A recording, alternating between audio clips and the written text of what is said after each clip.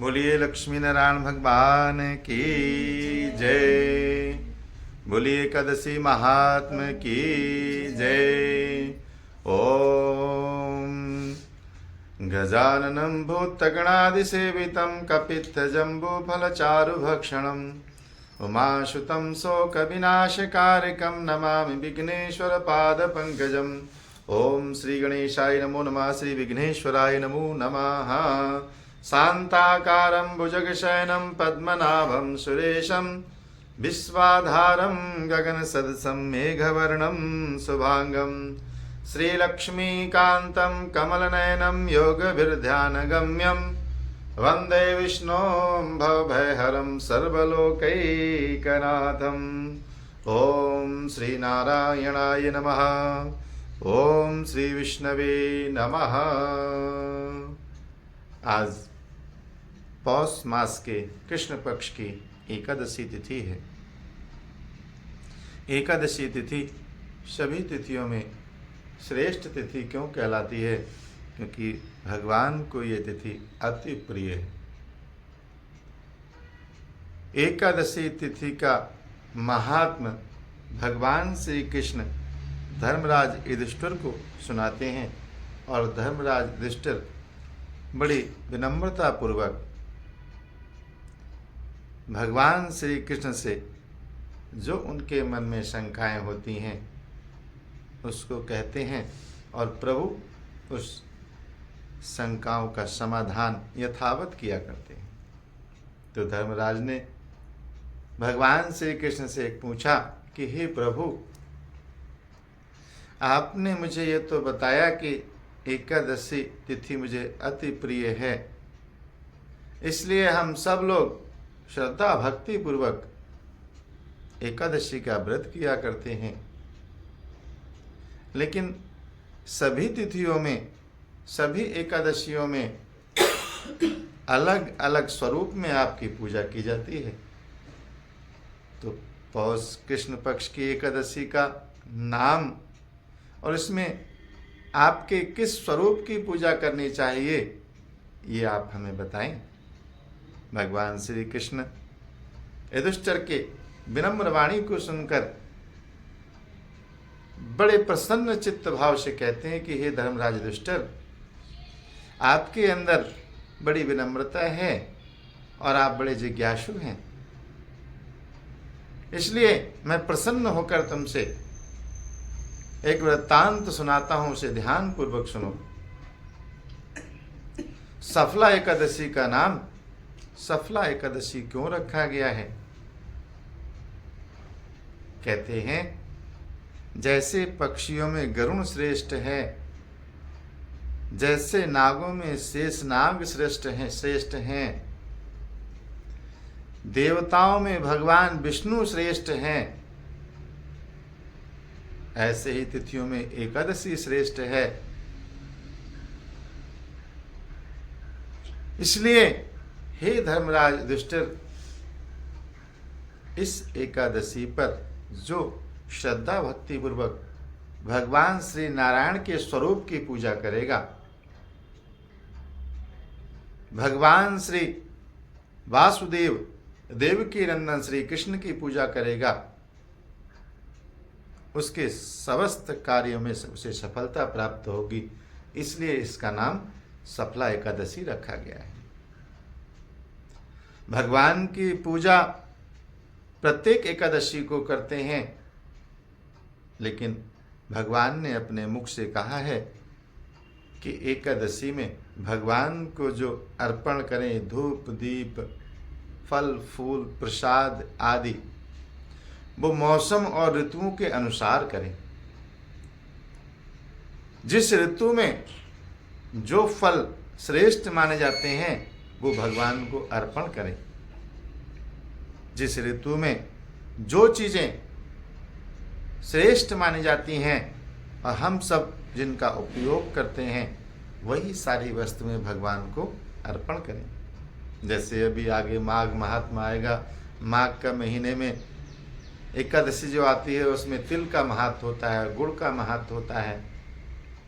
क्योंकि ठंडियों में लोग तिल और गुड़ आदि का सेवन करते हैं जो स्वास्थ्य के लिए लाभकारी होता है।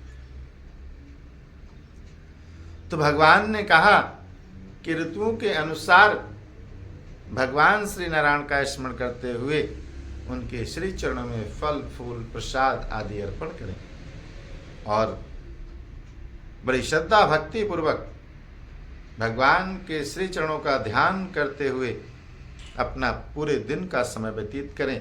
रात्रि में जागरण करें, प्रातः काल उठ के भगवान को धन्यवाद करते हुए अपना व्रत भगवान के श्री चरणों में अर्पण कर देंगे। जो लोग इस प्रकार से मेरा व्रत करते हैं उनके चाहे कितने दुर्लभ से दुर्लभ कार्य हों उन्हें मैं सफल करता हूं। बोलिए सत्यनारायण भगवान की जय, बोलिए लक्ष्मी नारायण भगवान की जय। भगवान श्री लक्ष्मी नारायण के अनेकानुक स्वरूप हैं। इसका एक वृत्तांत भगवान श्री कृष्ण युधिष्ठिर को समझाते हैं।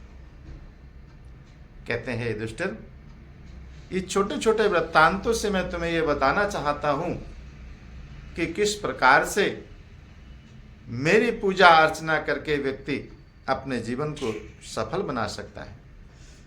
एक नगरी है जिसका नाम है महेशमती। उसका एक राजा है जिसका नाम है महेशमान। उस राजा के 4 पुत्र हैं और चारों पुत्रों में जो सबसे बड़ा पुत्र है उसका नाम है लुम्पक। अब देखिए, कहते हैं नामों का महत्व हमारे जीवन में कैसे घटित होता है। बताया गया जथा नाम तथा गुणा। जैसा नाम होगा वैसे गुण हमारे अंदर आते हैं। बहुत कम ही ऐसा देखा जाता है कि नाम के विपरीत व्यक्ति होता है, अन्यथा नाम के आधार पर व्यक्ति होता है। नाम के प्रभाव के कारण व्यक्ति के स्वभाव में परिवर्तन आता है। अब उसका नाम रख दिया लुम्पक। सबसे बड़ा था इसलिए उसका नाम लुम्पक रखा गया। जब राजा के सभी पुत्र धीरे धीरे बड़े हुए तो जैसे जैसे हमारी संतानें बड़ी होती हैं हमें संतानों के लक्षण जो हैं दिखाई पड़ने लगते हैं कि इनके क्या लक्षण हैं, इनकी बुद्धिमत्ता कितनी है, इनकी कार्य कुशलता कितनी है। तो आप ये देखिए कि संतान अगर कोई अच्छा काम करती है तो उससे सबसे पहले प्रसन्नता माता पिता को होती है, और अगर संतान कोई बुरा काम करती है तो सबसे ज्यादा दुख भी माता पिता को ही होता है।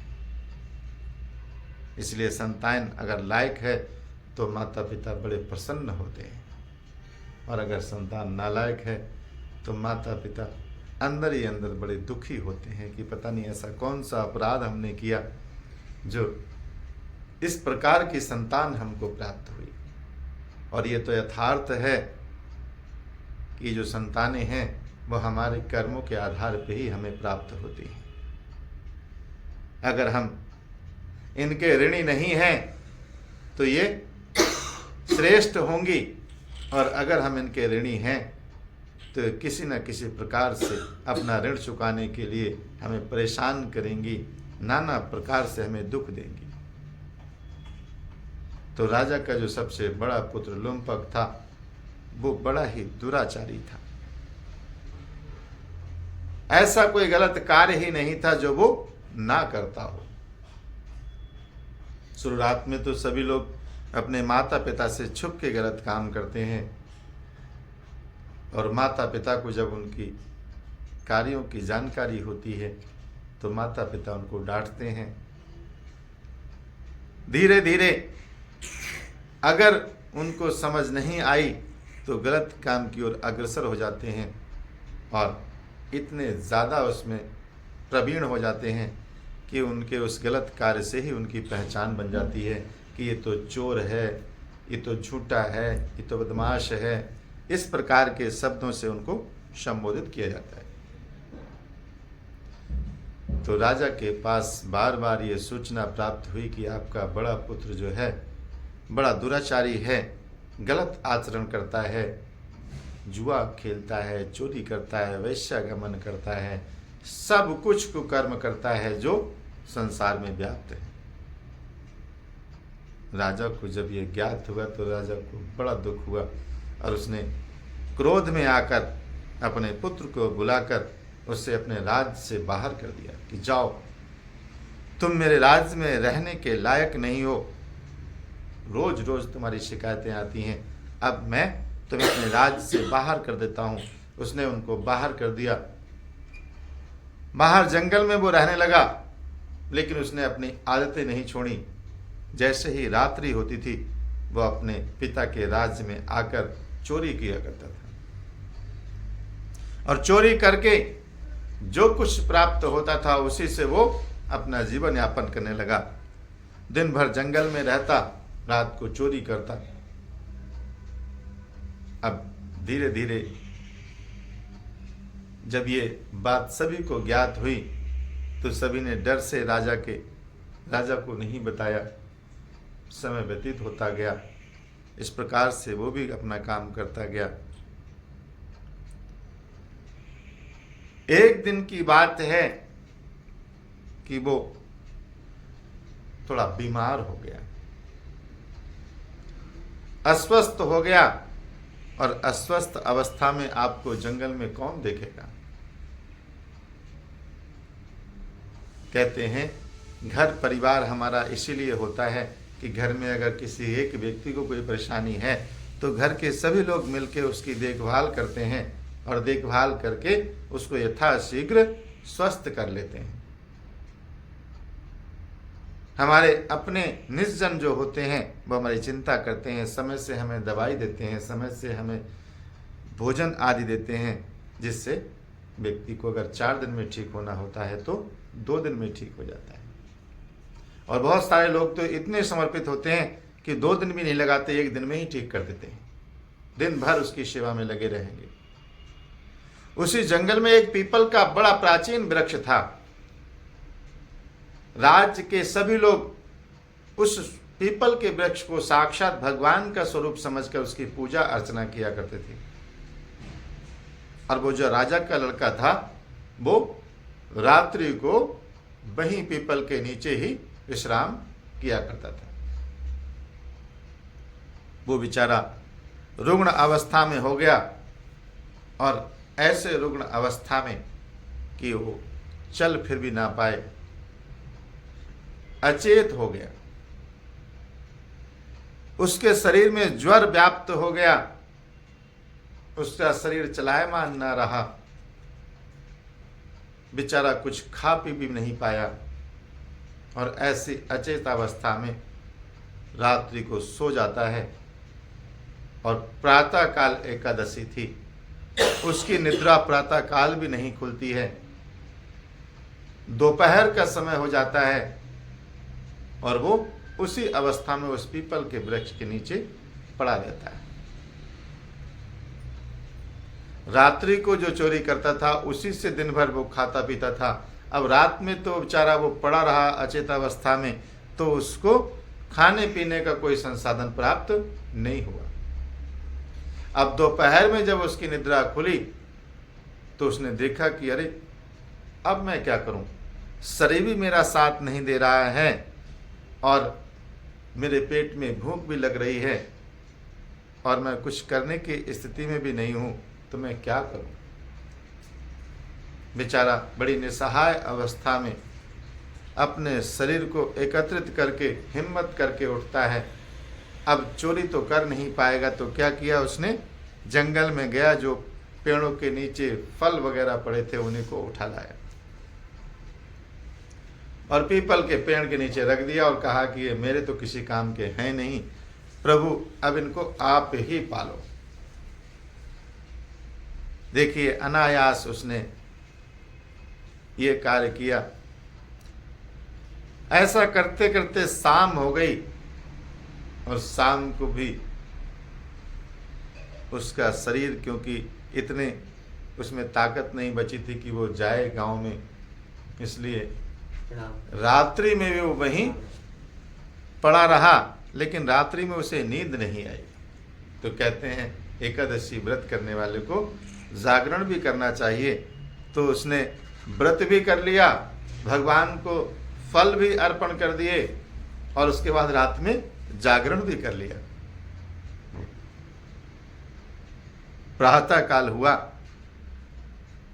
तो बेचारा उसी अवस्था में बड़ा परेशान था कि अब मैं कुछ कर नहीं पा रहा हूं, तो मैं क्या करूं।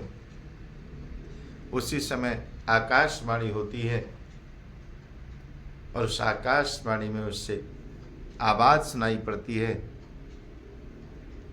कि अब तुम उठो, तुम्हारे यहाँ कुछ दूर पे ही एक घोड़ा खड़ा है और उस घोड़े के ऊपर भोजन रखा है, जाओ भोजन करो और भोजन करने के उपरांत अपने नगर को जाओ। अब तुमने जो पुण्य कर्म किया है उसका प्रतिफल तुम्हें प्राप्त होगा। आकाशवाणी को सुनकर वो जाता है और देखता है घोड़े की पीठ पे बड़ा सुंदर सा भोजन रखा हुआ है।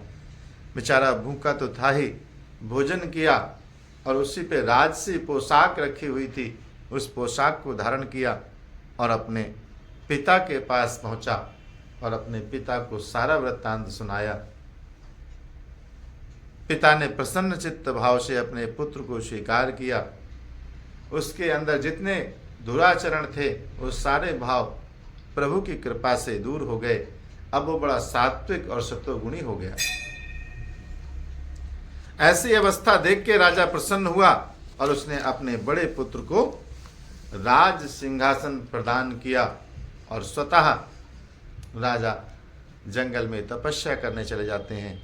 बहुत दिनों तक उसने अनवरत रूप से बड़ा ही अच्छे ढंग से शासन किया और जब वृद्धावस्था की ओर गया तो उसने अपने पुत्र को राज्य प्रदान किया और स्वयं भी भगवान के लीलाओं के गुणगान में, भगवान की साधना में लग जाता है।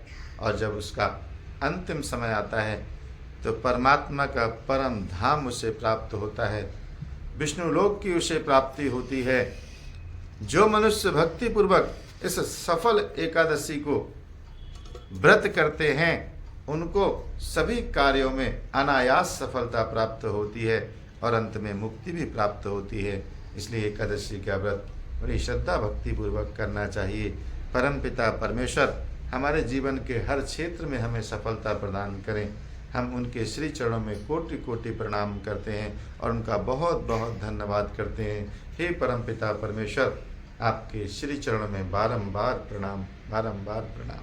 बोलिए लक्ष्मी नारायण भगवान की, बोलिए एकादशी महात्मा की। श्रीमन्नारायण नारायण नारायण, श्रीमन्नारायण नारायण नारायण, श्रीमन्नारायण नारायण नारायण, भजमन्नारायण नारायण नारायण, भजमन्नारायण नारायण नारायण, भजमन्नारायण नारायण नारायण, श्रीमन्नारायण नारायण नारायण। बोलो लक्ष्मी नारायण भगवान।